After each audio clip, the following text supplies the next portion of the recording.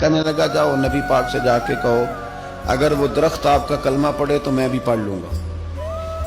درخت، اب درخت ہوتے تو جاندار ہیں پر کلمے تو کوئی نہیں نہ پڑھتے۔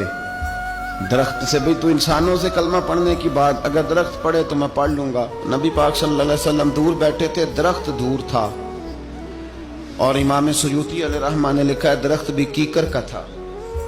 نبی پاک صلی اللہ علیہ وسلم نے فرمایا اس یہودی سے کہ تو جا کے درخت کو کہہ کہ تجھے نبی پاک بلاتے ہیں۔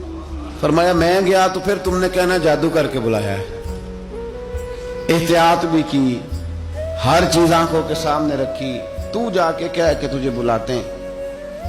وہ بندہ گیا، جا کے کہنے لگا، اور امام سیوطی نے اس کو لکھا ہے، کہنے لگے اس نے نبی پاک کا نام بھی نہیں لیا، کیونکہ ابو جہل اینڈ کمپنی کو پتا تھا کہ مصطفیٰ کے نام میں بھی بڑی برکت، خالی نام بھی نہیں لیا۔ کہنے لگا درخت وہ جو سامنے بیٹھے ہیں نا وہ تجھے بلا رہے، نام نہیں لیا حضور کا، وہ جو سامنے بیٹھے ہیں نا، جاءت لدعوتہ الاشجار ساجدۃ۔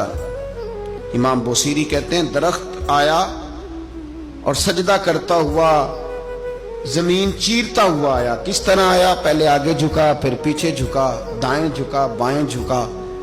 یہاں بھی لکھنے والوں نے لکھا ہے کہ وہ نہ درخت اپنی جڑیں اکھیڑ رہا تھا، جب چلنا تھا نا اس نے حضور کی طرف آنا تھا تو آگے دائیں بائیں ہوا، جڑیں اکھیڑ رہا تھا۔ لیکن ہمارے استاد جب ہمیں یہ روایت پڑھایا کرتے تھے تو کہتے تھے جڑیں نہیں اکھیڑ رہا تھا، جب اس نے سنا مجھے نبی پاک نے بلایا تو اسے وجد ہو گیا تھا، وہ جھومنے لگ گیا تھا، جھوم رہا تھا، حضور نے مجھے بلا لیا، جاءت لدعوتہ الاشجار ساجدۃ۔ تو درخت آیا، اس نے آ کے نبی پاک کو سجدہ کیا، لکڑی کا بنا ہوا درخت ہے،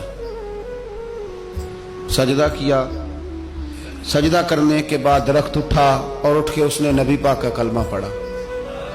وہ جس کو ابو جہل نے بھیجا تھا نا یہودی، وہ درخت کی حالت دیکھ کے کلمہ پڑھ گیا، وہ کلمہ پڑھ گیا، لیکن یہی بے ایمان کہنے لگا ہوئے ہوئے ان کا تو درختوں پہ بھی جادو چلتا ہے۔